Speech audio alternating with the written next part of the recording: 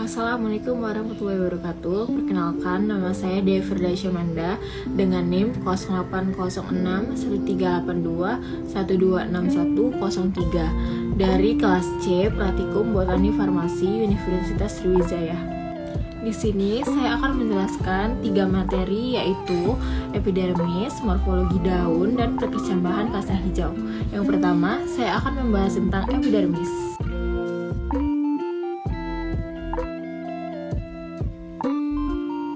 Apa itu jaringan epidermis?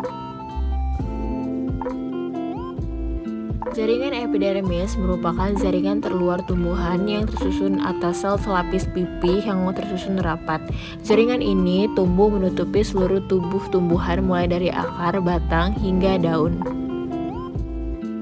Apa fungsi dari jaringan epidermis?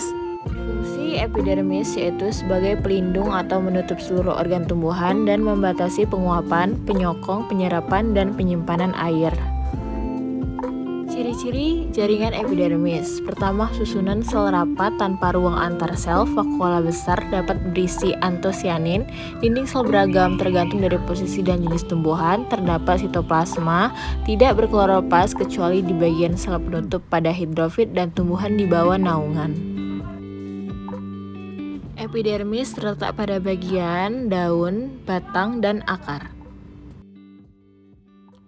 Epidermis pada daun terdapat di permukaan atas dan bawah daun, tidak berklorofil kecuali pada sel penjaga atau sel penutup stomata. Jaringan epidermis pada batang, terutama terlihat jelas pada pohon yang berkayu, berfungsi sebagai pelindung. Selanjutnya, epidermis pada akar yang berfungsi sebagai pelindung dan tempat terjadinya difusi dan osmosi. Epidermis pada daun terletak di bagian bawah daun dan tidak terdapat klorofil. Epidermis pada batang berwujud lapisan tebal atau kutikula. Epidermis pada akar sebagai pelindung akar serta area terjadinya difusi dan osmosi nutrisi. Yang kedua, saya akan membahas tentang morfologi daun.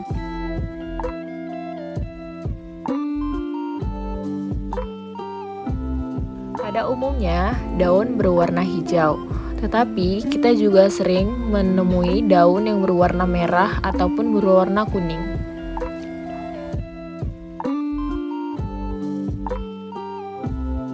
Kemudian, bentuk daun umumnya berbentuk pipih dan lebar dan menghadap ke atas.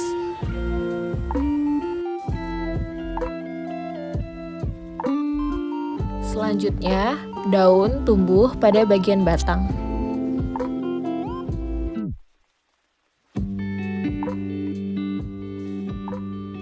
Daun merupakan bagian tumbuhan yang penting dan umumnya tumbuhan memiliki daun dalam jumlah yang banyak.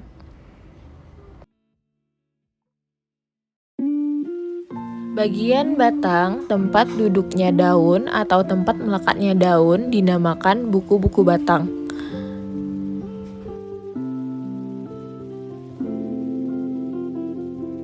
Kemudian, tempat di atas daun yang merupakan sudut antara batang dan daun dinamakan ketiak daun.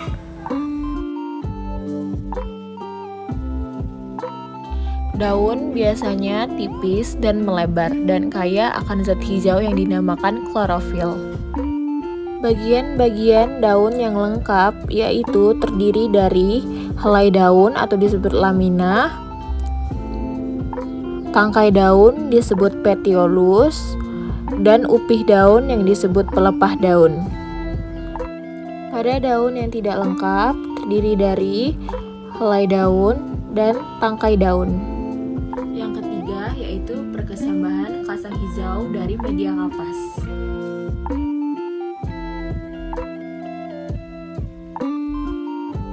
Pertumbuhan adalah suatu proses pertambahan ukuran baik volume, bobot, dan jumlah sel yang bersifat irreversibel, tidak dapat kembali ke asalnya.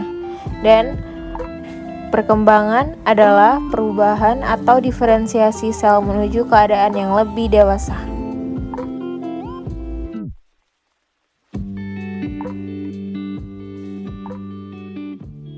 Perkecambahan merupakan tahap awal dari pertumbuhan dan perkembangan tumbuhan, khususnya tumbuhan berbiji. Tumbuhan muda ini disebut kecambah. Tipe perkecambahan terdiri dari dua, yaitu epigeel merupakan perkecambahan yang kotiledonnya berada di atas tanah, dan hipogeel merupakan perkecambahan yang kotiledonnya berada di bawah tanah.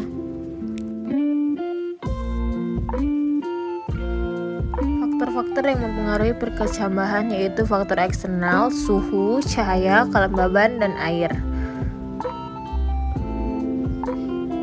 Dan faktor internal, gen, dan hormon.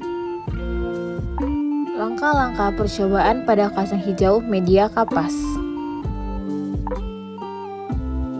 Pertama, siapkan air, gelas, kacang hijau, dan juga kapas. Kemudian masukkan kapas ke dalam air dan masukkan ke dalam gelas.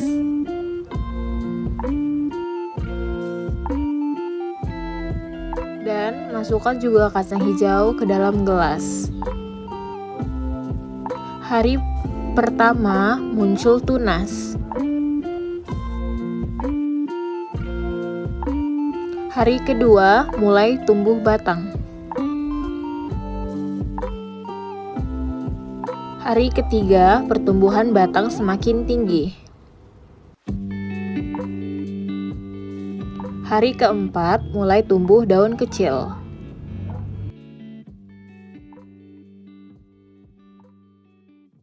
Hari kelima, daun semakin lebar dan batang semakin tinggi. Hari ke-6 dan seterusnya, tumbuhan akan tumbuh semakin besar dan semakin tinggi. Sekian video pembelajaran dari saya. Mohon maaf apabila ada kesalahan dan kekurangan. Saya ucapkan wassalamualaikum warahmatullahi wabarakatuh.